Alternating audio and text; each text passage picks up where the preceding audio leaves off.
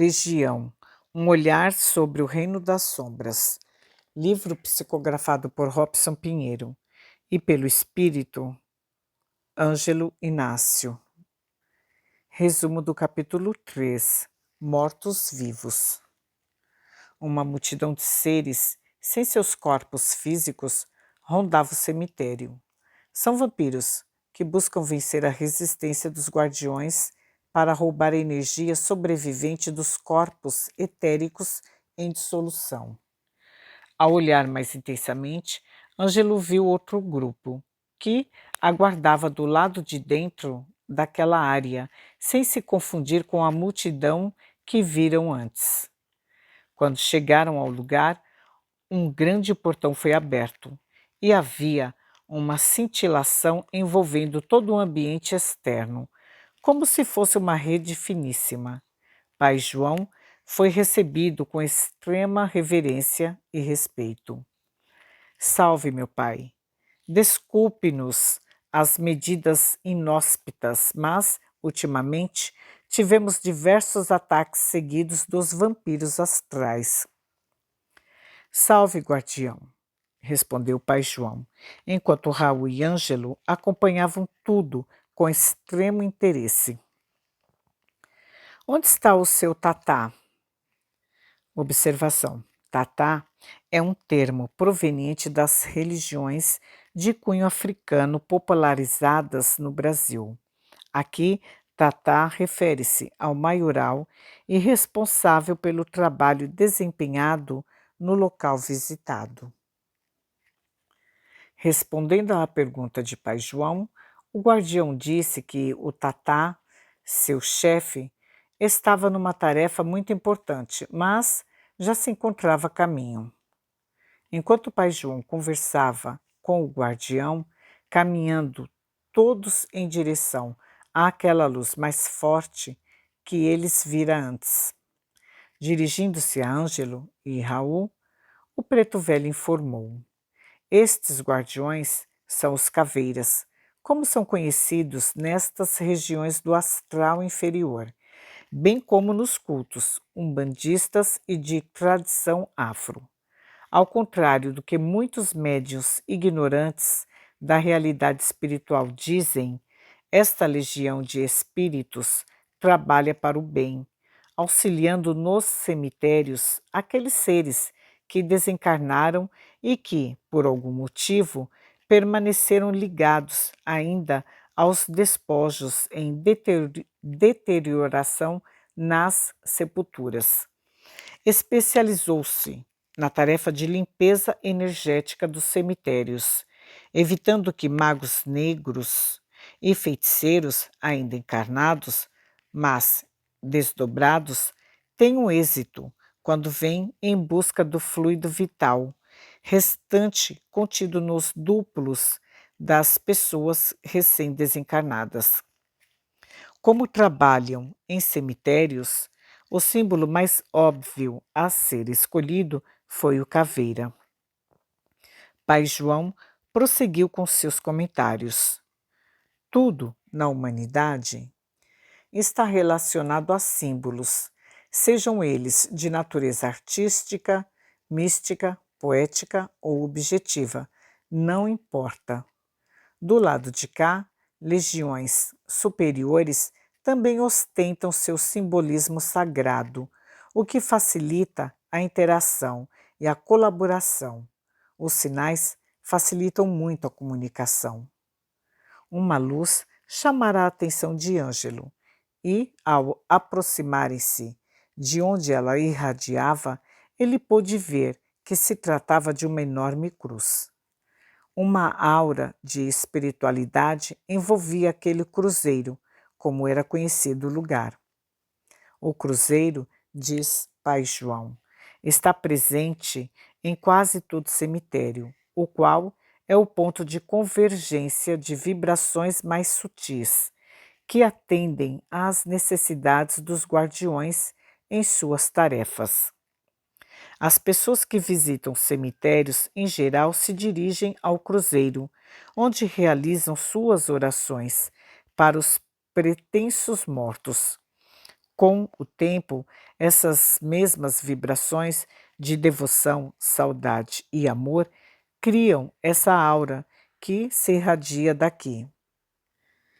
Também é nesse espaço que os chamados Exus caveiras, guardiões dedicados a estes distritos, reúnem-se para determinar suas emoções, de cujo benefício muitas dessas almas desesperadas não podem dispensar. Se não fosse a determinação desses comandos especializados, que trabalham no resgate e na condução de almas desequilibradas, há muito os magos negros já teriam dominado completamente todos os cemitérios do planeta, transformando-os em laboratórios de extração de ectoplasma. Os seres em forma de réptil são degenerações do aspecto espiritual de pessoas que se especializaram no roubo de energias vitais. Procuram os restos de ectoplasma que ficam no ambiente dos cemitérios após o sepultamento. A tarefa dos guardiões é justamente assegurar que não obtenham o que vieram buscar, pois devem impedir que capturem tanto essas energias vitais quanto aqueles espíritos que ainda se apegam ao corpo, suas presas prediletas. Ângelo pergunta ao guardião como os guardiões rebatem investidas destes seres, e ele então responde: há mais ou menos 40 anos, recebemos a incumbência de trabalhar mais intensamente nos cemitérios. O Tata, nosso orientador e líder, recebeu certos recursos das dimensões superiores e nos equipou de tal maneira que hoje formamos grupos em todo o planeta, preparados para o enfrentamento desses ataques. Segundo o Tata nos transmitiu, a ordem do alto era para que impedíssemos a ação dos vampiros de energia e formássemos uma linha de defesa nos ambientes dos cemitérios. Muitos magos negros e feiticeiros se apoderam de espíritos ainda prisioneiros nos despojos e os transformam em marionetes, cobaias para suas experiências. Nesse particular, os guardiões interferem profundamente nos planos dos magos das trevas, interrompendo o fluxo criado diretamente entre os cemitérios e os seus laboratórios. O roubo de energias vitais está cada vez mais intenso. A ordem do alto é erradicar completamente dos ambientes inferiores qualquer vestígio da ação das trevas. O trabalho dos guardiões não para nunca e, infelizmente, ainda tem que lidar com a ignorância de inúmeros espiritualistas. Por exemplo, quando um guardião é percebido numa reunião mediúnica, conduzindo espíritos para serem resgatados, eles são mal interpretados pelos médiuns que não estudam nem respeitam o trabalho dos guardiões, pois a simples visão de uma caveira evoca na mente dos sensitivos imagens negativas, associações relacionadas à morte, como se fosse um tema macabro. Nesse ponto da conversa, Pai João interrompeu o guardião e continuou em seu lugar.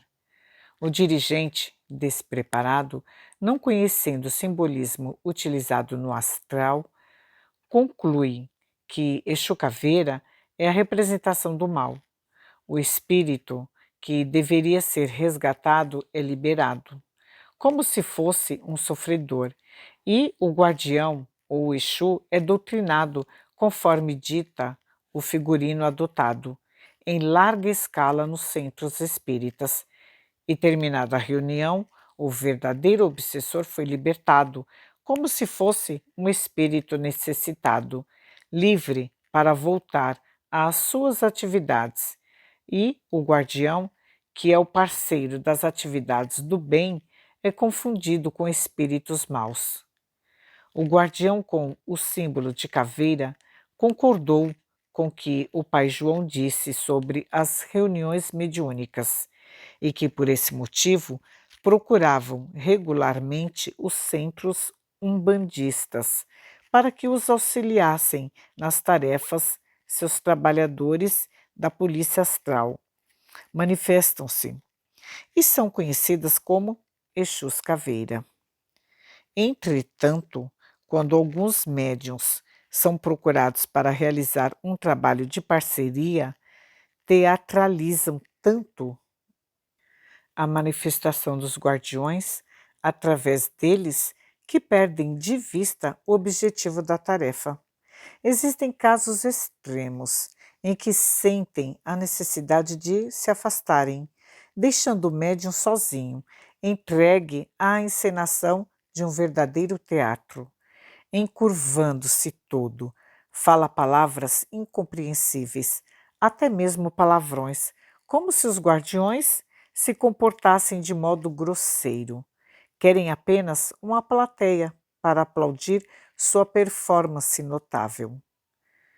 A atenção de Ângelo e Raul foi desviada para um grupo de espíritos, ou melhor, desculpa, a atenção de Ângelo e Raul foi desviada para um espírito que chegou.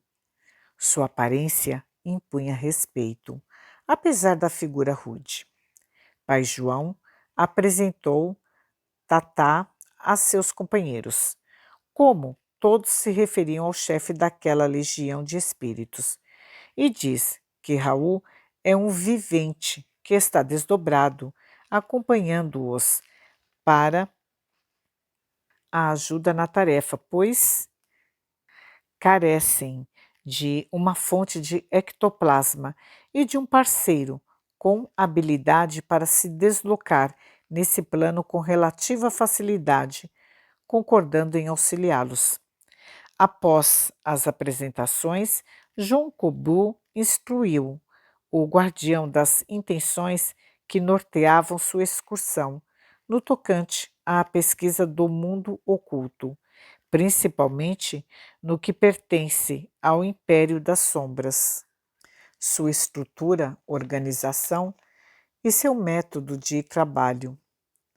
Aquele a quem chamavam Tatá prontificou-se a acompanhá-los em um breve reconhecimento daqueles sítios, denominado por eles Campo Santo.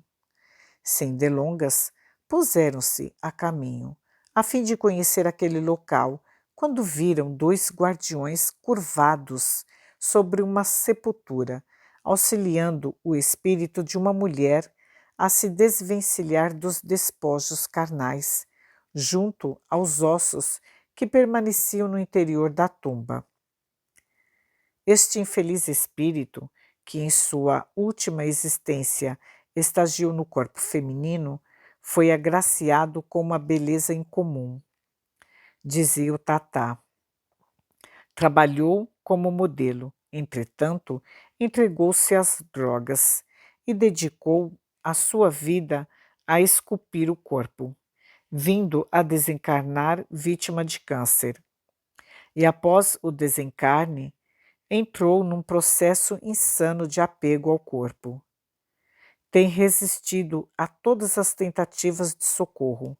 Não concorda que esteja desencarnada, resistindo ao auxílio espiritual há mais ou menos 20 anos.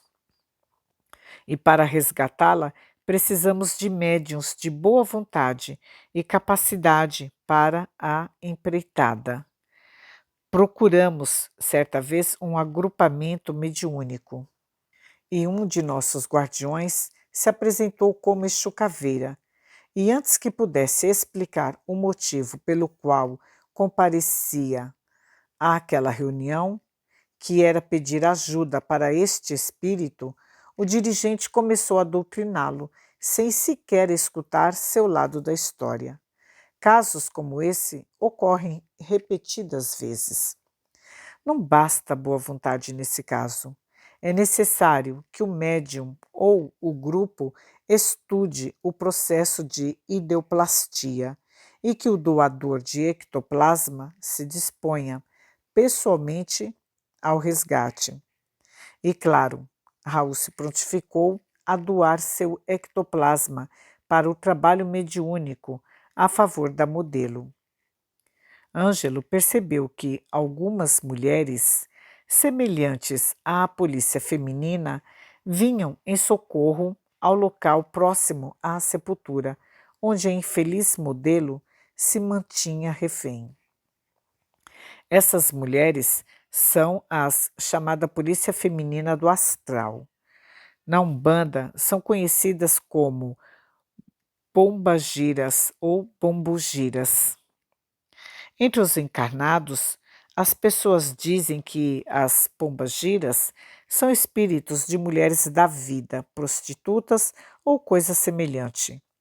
Isso se deve muito mais à ignorância de médiuns e dirigentes, que desconhecem por completo a verdadeira identidade e a importante tarefa que desempenham essas guardiãs, pois, na verdade, formam uma falange de amazonas do plano astral e trabalham em todo caso que envolve sentimentos e emoções mal orientadas e desequilibradas, que é sua vocação. São exímias conhecedoras dos problemas do coração, da sensibilidade e exercem seu trabalho com maestria quando se cruzam os problemas da razão, da perda do bom senso com aqueles gerados por emoções descontroladas. Em suma, não podemos abster de sua ajuda, pois, nas esferas do umbral, elas desempenham atividades fundamentais no resgate dos espíritos comprometidos com o coração, a emoção e a sexualidade. Muitos médiums se sintonizam com essas entidades, que várias vezes pretendem se mostrar, através da incorporação ou da psicofonia, como sendo bombogiras. São farsantes, espíritos inferiores e desrespeitosos, que produzem mistificações as mais diversas ao estabelecer sintonia com médiuns sem conhecimento, comprometendo assim a imagem e o trabalho sério das verdadeiras guardiães. Após essas explicações, o tatá dos guardiões dispensou a força-tarefa feminina. Uma multidão de seres em desequilíbrio tentava a todo custo romper o cerco dos guardiões, na ânsia de adentrar o cemitério. Vejam, Ângelo e Raul, explicou Tatá. Os que vestem túnicas são os representantes dos magos negros. São os iniciantes que detêm total controle sobre a multidão de seres em desequilíbrio, composta basicamente por duas classes de espíritos. Os mais horrendos e agressivos são os vampiros astrais, que sobrevivem dos restos de fluidos densos exalados pelos corpos etéricos de recém-desencarnados. Os demais são quiumbas, totalmente submissos a estes. Como os magos negros atacam utilizando o arsenal de seres em desequilíbrio à sua disposição, os guardiões, por sua vez, armam-se de uma tecnologia que lança radiações elétricas e o choque dos raios emitidos afugenta a multidão de almas perturbadas, acordando-as temporariamente do transe hipnótico a que os magos as submetem. Há muitos cemitérios no planeta ainda sem a proteção no nível que este possui, embora as equipes socorristas deem o melhor de si. Temos aqui espíritos revoltados com o fato de que a morte do corpo impede que vivam no meio dos encarnados. Há também outros grupos que vagam medrosos por entre as sepulturas. Poderiam ser classificados pelos estudiosos como sendo seres endógeos, pois vivem escavando a terra na esperança de desenterrar seus antigos corpos. Entre nós, guardiões são chamados de fura-terras. Eventualmente, escapam ao controle exercido pelos guardiões e vagam pelas ruas à noite, sem rumo definido. Comportam-se como sonâmbulos. Estes espíritos estão enlouquecidos e não se prestam aos objetivos dos magos. Estão de tal maneira mergulhados em seu universo distorcido e tão distantes da realidade que não percebem o que ocorre em torno de si. E Ângelo, atencioso com suas observações, continua: Notamos que outro grupo de espíritos entraram pelo chão, também em busca de esconderijo, e seus corpos continham marcas profundas que sugeriam ser fruto de acidentes ou doenças mais graves, como feridas fétidas, membros amputados. Mostravam-se de tal forma envergonhados que claramente desejavam ocultar suas deformidades uns dos outros, mas principalmente de nós. Abaixo da superfície, outros planos ou dimensões existem, em situações energética mais densa, nos quais esses seres se refugiam, agradando-lhes viver em cavernas subterrâneas. Também podem ser classificados de fantasmas de cemitérios. Entre os guardiões, porém, são conhecidos como cavernícolas, que assim os distinguem dos furaterras. Essa classe de espíritos, especificamente, é muito visada pelos feiticeiros encarnados que, desdobrados, procuram os cemitérios para realizar seus trabalhos. Nos processos de magia negra, os feiticeiros os acoplam às auras de encarnados vítimas do processo obsessivo. Dando uma pausa para reflexão, Pai João prosseguiu. Os chamados cavernícolas representam perigo, porque também são presas perfeitas para os magos negros desencarnados e cientistas das trevas para transformá-los em cobaias de suas experiências infernais. São utilizados como hospedeiros para o desenvolvimento de bactérias e comunidades de vírus nos laboratórios localizados nas regiões mais densas, aproveitando-se seu estado espiritual que evidencia grande decomposição. Caminhando mais por entre os habitantes do cemitério, Ângelo, Raul e Pai João avistaram a presença de outra classe de seres. Eram espíritos emocionalmente dignos de compaixão, embora não se encontrassem apegados aos corpos físicos em decomposição e tampouco estivessem com a mente adoecida pelo fato de estar desencarnados. Esses são espíritos mais fáceis de serem resgatados, para os quais os guardiões convergem seus maiores esforços. A timidez expressa por esses irmãos demonstra que são mais ou menos conscientes de seu estado de desencarnados, faltando-lhes apenas coragem suficiente por si sós libertarem-se das lembranças que ainda gravitam em forma de criações mentais, junto às covas onde foram enterrados seus antigos corpos. Diante o sofrimento desses irmãos, Raul perguntou ao Tatá se eles poderiam ser resgatados e conduzidos a estações de tratamento. À medida que oferecerem condições, respondeu Tatá. Nós, que aqui servimos, não podemos de forma alguma violentar as consciências em nome de uma caridade sem discernimento.